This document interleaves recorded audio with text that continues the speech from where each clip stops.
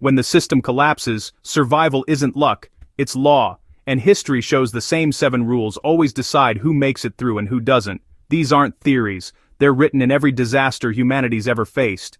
A societal collapse doesn't happen in a single cataclysmic event. It's a gradual process, unfolding in stages. Picture this: the power grid starts to falter, plunging towns into darkness, one by one. Trust, the glue that holds society together, begins to crack as people start looking out for number 1. Desperation spreads like a wildfire, consuming everything in its path. This isn't some dystopian fantasy, it's a pattern we've seen time and time again throughout history. Every famine, every war, every natural disaster, every economic downturn, they all follow the same narrative arc. The names and faces change, but the human behavior remains constant. But here's the kicker: in the midst of all this chaos, there are those who survive. They're not the luckiest or the strongest, they're the ones who understand and adhere to a set of unspoken rules. These rules aren't born out of some academic theory, they're forged in the crucible of human experience. By the end of this video, you'll know the 7 rules that separate survivors from statistics, and which one most people break first. Stick around, this is going to be a ride you don't want to miss. Rule number 1, adapt fast or die. This rule is as uncompromising as it sounds. In a crisis, hesitation is a silent executioner. The clock starts ticking the moment everything goes south, and every second counts. The survivors, the ones who make it through, are the ones who act decisively. They don't wait for the dust to settle, they don't wait for instructions, they don't wait for help. Moving quickly is crucial. Identifying safe locations, securing vital resources like water, and adjusting to the new reality are all actions that need to be taken immediately. The world as you knew it has changed, and you need to change with it. Staying in place, clinging to the past, or waiting for rescue are all recipes for disaster. Those who adapt, survive. They understand that in this new world, the old rules no longer apply. They accept change fast. They are the ones who, instead of waiting for help, become their own rescuers. They see the situation for what it is, not what they wish it to be. And remember, adaptation isn't a one-time thing, it's continuous. The situation will keep changing, and you need to keep adapting. Those who can't, or won't, adapt fast. Well, the title of this rule says it all. If you're new here, this is a small-town prepper. We break down real collapse scenarios so you're ready before they happen. Subscribe now. Rule number 2, trust cautiously. In the aftermath of a societal collapse, trust can become a double-edged sword. Fear, desperation, hunger, these are powerful emotions, and even the best of us can be led astray by them. The bonds we share with others, the trust we place in them, can be a source of strength, but they can also be our downfall. Imagine this: you've managed to secure a safe haven, a stash of food, and a reliable source of water. You've adapted to the new reality. But then, a trusted friend comes to you, panic in their eyes, begging for help. They're hungry, desperate. What do?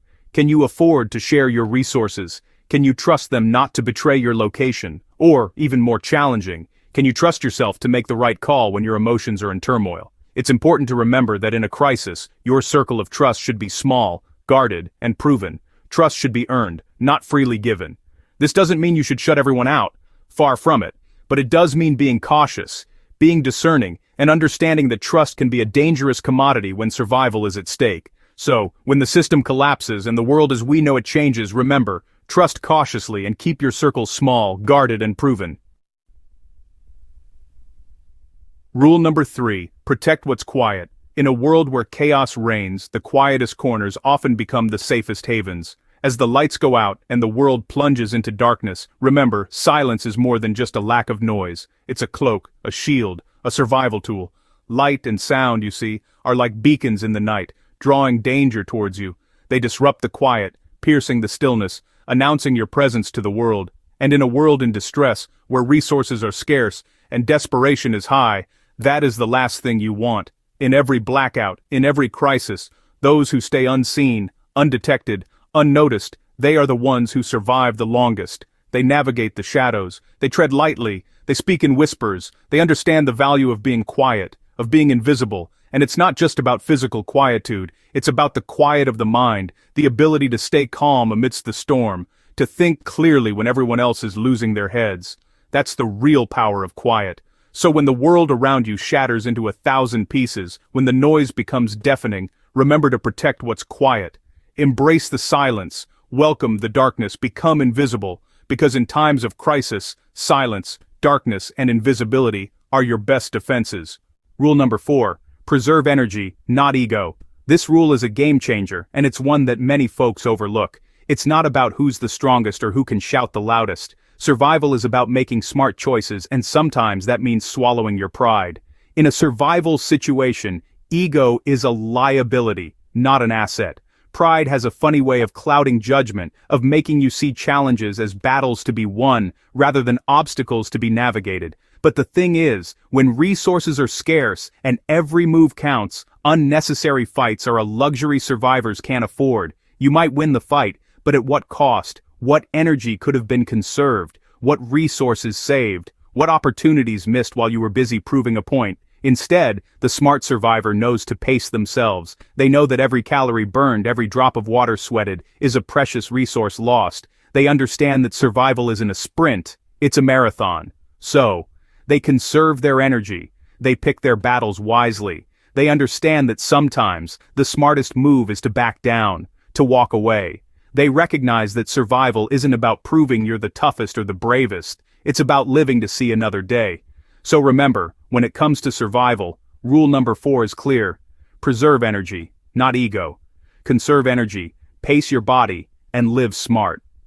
Rule number 5, control fear before it controls you. Fear is a powerful emotion, an instinctive response to danger. It's the body's way of telling us something isn't right, but when the system collapses and the world as we know it changes, fear becomes the first contagion to spread.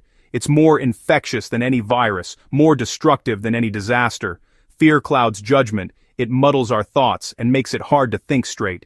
It's like trying to see through a fog. Everything becomes distorted, unclear.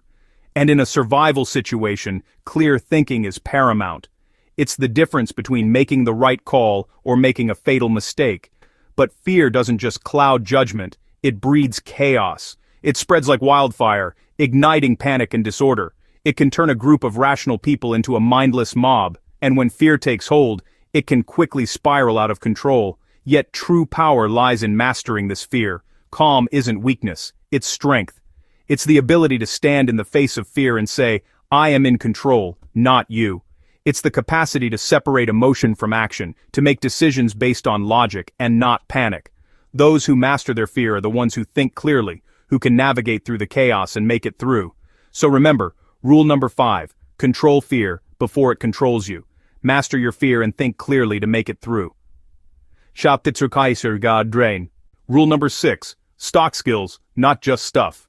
Picture this, you've amassed a treasure trove of survival gear. You've got your canned goods stacked ceiling high, water purifiers, first aid kits, the works. But what happens when gear breaks, when supplies vanish, when the canned goods run out and the water purifiers fail? What happens is this, you're left with your skills, or the lack thereof. In the aftermath of a societal collapse, it's not the stuff you've hoarded that makes you a survivor, but the skills you've honed. Skills, unlike stuff, don't break. They don't run out. They don't vanish. Skills endure. They adapt. They grow. They're the real currency of survival. Consider the gardener, whose knowledge of soil and seed can create sustenance from the earth.